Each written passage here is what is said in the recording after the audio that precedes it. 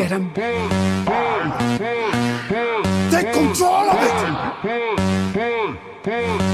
Shut it out, Toothless. Stop them. Now.